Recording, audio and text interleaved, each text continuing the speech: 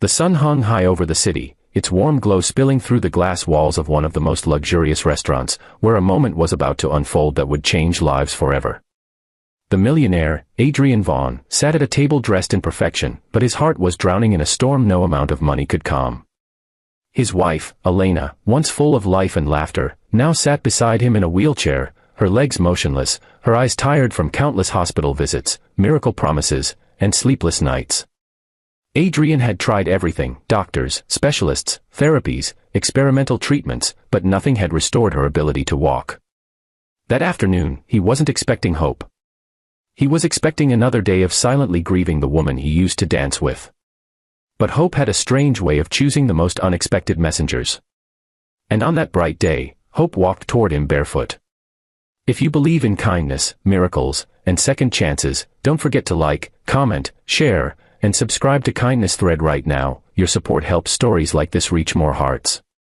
The girl appeared suddenly, her dark hair tangled, her dress torn in several places, and a small plate of leftover scraps trembling in her hands.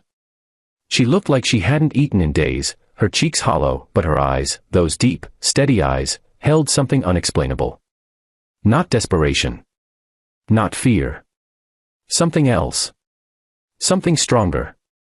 She stopped beside Adrian's table, staring directly at Elena. There was an intensity in her gaze that made the tired woman blink, as if someone had suddenly shined a light into her fading world. Adrian frowned, irritated and confused, wondering how she even got inside such an exclusive restaurant. Security was usually strict. But today, maybe fate opened the door for her. The little girl raised the plate and slowly whispered words so strange, so unbelievable, that Adrian almost laughed before she even finished. She told him she could help Elena walk again, heal her legs, if he would simply give her food. For a man who had spent millions searching for a cure, the idea sounded ridiculous, almost insulting.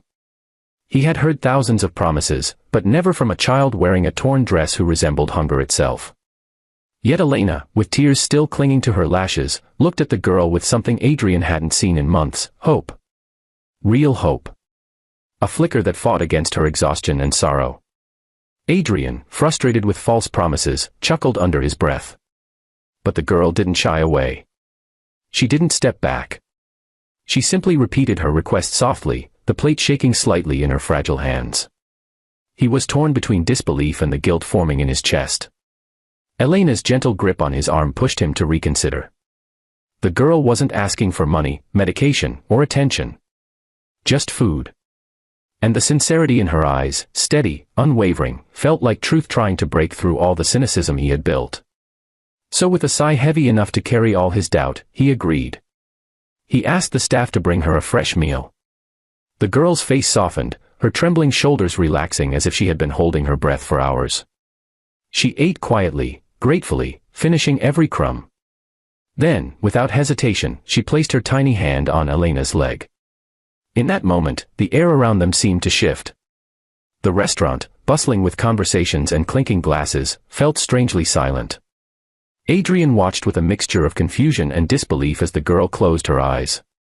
Her expression softened, peaceful, as though she was channeling every ounce of strength she had left into that touch. It lasted only a minute. Just a minute that felt like a lifetime. And when she opened her eyes, they were glowing, not with magic, but with certainty. A certainty Adrian had never seen before. Elena gasped. At first, Adrian thought she merely felt an emotion, but then her fingers clutched the sides of her wheelchair, her face twisting, not in pain, but in shock. She felt something. Warmth. Movement. A tingling sensation rushing rapidly through her legs. She hadn't felt anything there in months.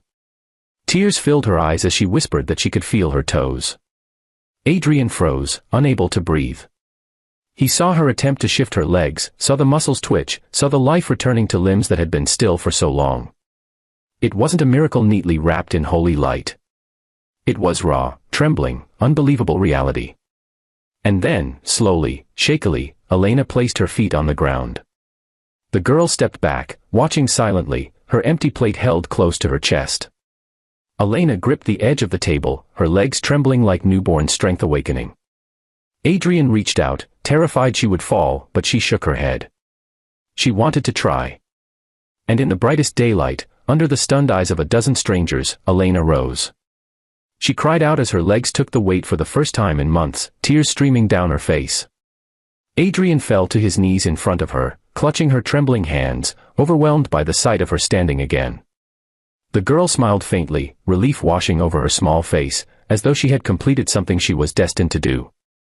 Before Adrian could say a word, she turned to leave.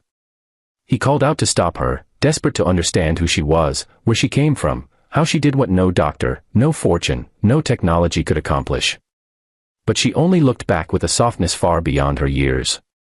And then she walked out into the daylight, disappearing into the busy streets as quietly as she had arrived. Adrian chased after her, but she was gone. Vanished into a world too big for her small frame. He returned to the restaurant, overwhelmed, shaking, unable to piece together what had happened. But when he looked at Elena, standing, crying, laughing through her tears, he stopped trying to understand the impossible. Some miracles didn't need explanations. Some miracles simply needed kindness. For days afterward, he sent people searching for the girl. No one found her. No one had even seen her enter the restaurant. It was as if she appeared only for that moment, for that purpose. Adrian eventually stopped searching, not because he gave up, but because he realized something profound. The miracle wasn't just that Elena could walk. The miracle was that hope had found its way back into their lives through the smallest, humblest hands. If this story touched your heart even the slightest, please like this video, share it, and subscribe to Kindness Thread. Your support helps spread stories of compassion and humanity. Before this story ends, tell me in the comments, do you believe miracles can come from unexpected places? And so, on a bright day filled with both sunlight and second chances, a hungry little girl walked into a millionaire's life, not asking for money, not asking for help, only asking for food. And in return, she gave the impossible. Para mí es una pelea de simios cuando veo a los hinchas de Boca pelearse y barrerse. Y es que todo depende si te gusta el fútbol o no. Porque si te gusta el fútbol, no, es como no tenés que entender. Es como la gente que es fan de la política. ¿Qué es más típico? ¿Pelearse por política o por fútbol? Pregunto completamente en serio.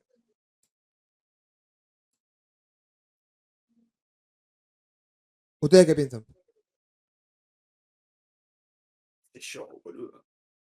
Ah, no sé qué me estás poniendo. ¿O qué es más Y- aceptado? ¿Qué es más aceptado? Ninguno de los dos.